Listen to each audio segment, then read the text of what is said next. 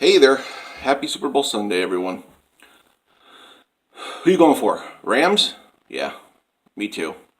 We've seen the Patriots win a million times. Gets old after a while. Let someone else win. But they're awesome. Tom Brady's awesome. And I say that hating Tom Brady. I'm just willing to give credit where credit is due. He's phenomenal. He will be one of the all-time greats in the NFL. So, anyways, it's got me thinking about the Super Bowl of presidential tickets, and kind of like a fantasy football thing. Who's your fantasy president 2020 ticket? And mine is Bernie Sanders and Andrew Yang. I see these two getting into territory that the Democrats and Republicans fail to get into, and that is young voters. And I'll tell you why it's more crucial than ever. Back in 2016, the 2016 election, 80% of millennials did not vote. That's an astonishing statistic. 80% of millennials didn't vote in 2016. Okay, it's 2019 now, and millennials have surpassed the baby boomers officially as the largest pool of voters in America. And 80% of them didn't even vote. Now, and they're not voting for very good reasons. The Democrats are just failing left-wingers, and the Republicans are literal fascists at this point. No one's going to be doing a lot of voting. I understand why 80% of millennials aren't voting in elections. But when I look at a potential Bernie Sanders, Andrew Yang ticket, I see those people coming out. I see them getting excited again about politics and about politicians who hold their interests. And who, because let's face the facts, most millennials are left-leaning. I would even say 3/4 of them, if I had to make a bet. 3/4 of millennials are left-leaning.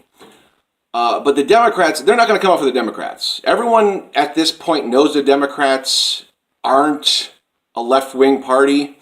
And 80% of millennials proves that right there. You're just not going to win them over. The Overton window is so far right, the Democrats are a center-right party. And people know that.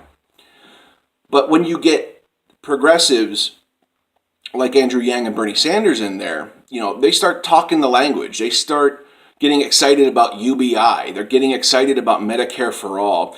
They're getting excited about debt-free college. They're getting excited about a Green New Deal, Fight for 15.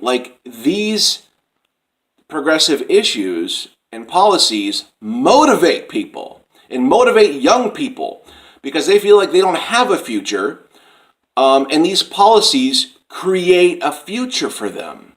So, I don't know if it would ever happen, but Bernie Sanders and Andrew Yang, I really see them mobilizing that 80% of millennials that did not care to show up in 2016.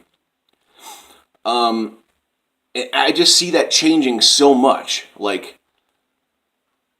because those people, we got to get them to vote. We have to at least to get 30 or 40% of those millennials to vote, of that 80%. We don't need them all, but we need a good chunk of them. I would even say 40 to 50% of them to vote. And I think Bernie Sanders and Andrew Yang can do that because they're so progressive and they speak to the needs of young, left-leaning people, where the Democrats speak to Republicans because they're centrists and they care more about obtaining the votes from people who are already voters and people who are already voting. Democrats don't care about independents, people who stop voting, young people. They care less about that. They want the Republicans. They want the swing voters. They want the purple state votes, and they try to appeal to Republicans, and it doesn't work. You're not going to get this 80% of millennials to ever vote for you if you spend most of your time appealing to Republicans. It's not going to happen. It's silly. So, what do you guys think? Who's your presidential Super Bowl pick? Your Super Bowl size ticket for 2020? Mine's Andrew Yang and Bernie Sanders. Leave a message and like and subscribe.